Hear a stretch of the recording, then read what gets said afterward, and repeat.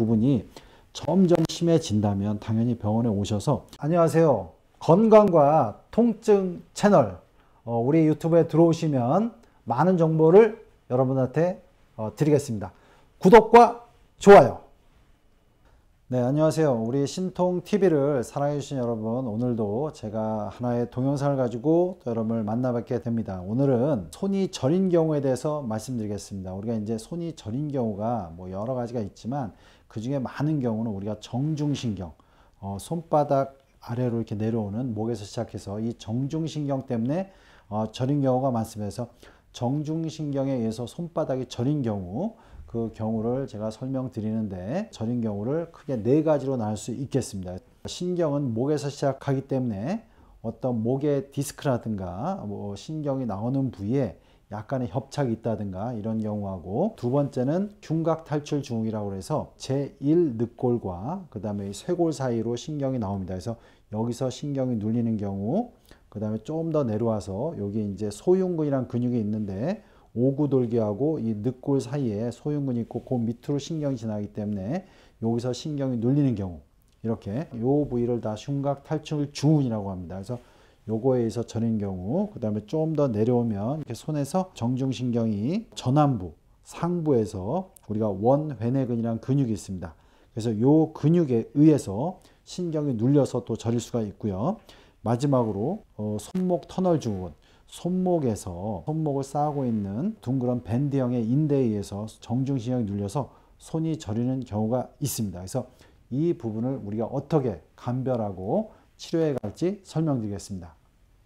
먼저 목에 이제 디스크에 의하거나 이렇게 나오는 부위에 추간공, 신경이 나오는 부위가 좁아지는 경우가 있습니다. 이런 경우는 이제 뭐 교통사고라든가 목이 안 좋은 자세라든가 이렇게 해서 오래 진행되면서 신경이 목에서 나오면서 이제 자극이 되는 경우입니다. 이런 경우는 주로 목의 자세, 목을 예를 들어서 옆쪽이나 이렇게 양쪽 옆쪽으로 굴신할 때 손이 저려지는 게 더 심해집니다. 그리고 저려질 때 보통 어깨서부터 쭉 손가에 내려간다고, 이렇게 전체적인 흘러나가는 형식으로 손의 저림의 그런 증상을 보통 이야기합니다. 그래서 이런 경우는 당연히 목의 자세라든가 심한 경우는 병원에서 목에 대해서 좀 적극적으로 치료하는 게 도움이 되고 엑스레이나 이런 거로 정확한 상태를 검사하는 게 중요하겠습니다. 두 번째로 흉곽탈출증후군은 제1늑골과 쇄골 사이에서 내려오는 부위에서 눌리는 경우고, 그 아래로 바로 소흉근에 의해서 눌리는 경우입니다. 이 두 경우는 다 보통 우리가 라운드 숄더라 하죠. 어깨가 안으로 말리고 그리고 어깨가 이렇게 올라간 경우, 제1늑골도 같이 올라간 상태에서 쇄골하고 사이에서 신경이 눌리는 경우입니다. 그래서 이런 경우는 우리가 이제 제가 요 전에 앞쪽 어깨 통증에 대해서 제가 말씀을 드렸는데, 쇄골 하근을 마사지 해주고 소흉근을 같이 마사지 해주고 그 다음에 소흉근을 전체적으로 이렇게 벌리는 쪽으로 이렇게 스트레칭을 해주면 됩니다.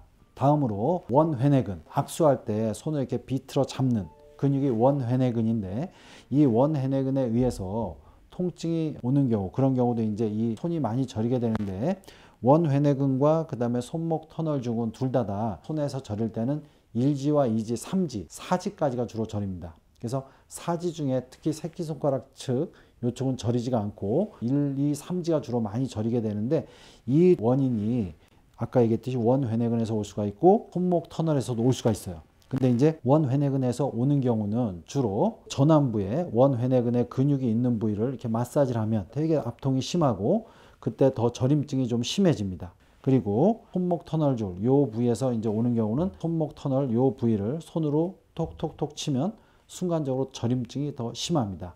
그래서 이제 손목 터널 증후군으로 점점 심해질 때는 엄지 측에 엄지손가락을 굴곡해주는 근육까지 위축이 될 수가 있고, 이쪽도 같이 위축이 됩니다. 이쪽 이제 일자하고 이지 사이에 있는 근육이, 그래서 일지 이지 사이에 있는 근육까지 위축이 온다면 손목 터널 증후군이 심한 경우에 해당되고, 이런 경우는 좀 더 적극적으로 치료를 해야 됩니다. 그래서 일단 원회내근에서 통증이 오는 경우는 특히 원회내근을 충분히 마사지 해주고, 원회내근은 전번에 제가 말씀드렸는데 손을 밖으로 잡으면서 이렇게 쭉 스트레칭 해주면 원회내근이 스트레칭 됩니다. 그래서 마사지 해주고 스트레칭 해주고 이렇게 해서 하면 원회내근에 의한 저림증 의외로 잘 풀어집니다. 근데 우리가 손목 터널 증후군에 의한 거는 이 싸고 있는 인대가 많이 긴장되는 이유가 대체로 요골과 척골 사이가 약간 불안정한 경우가 많습니다.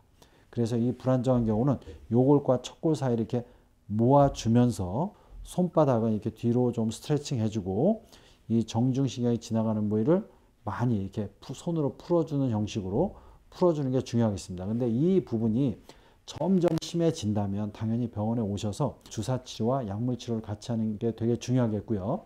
여러분들이 자가적으로 한다면 영양요법 중에서는 비타민 B6가 되게 도움되고 B12가 도움되고 마그네슘이 도움됩니다. 그래서 이런 영양 성분을 같이 섭취하면 좀 더 도움이 되겠습니다. 예, 연세신통TV 여러분 구독해 주시고요. 여러 영상이 있습니다. 이렇게 참조해 주시기 바랍니다.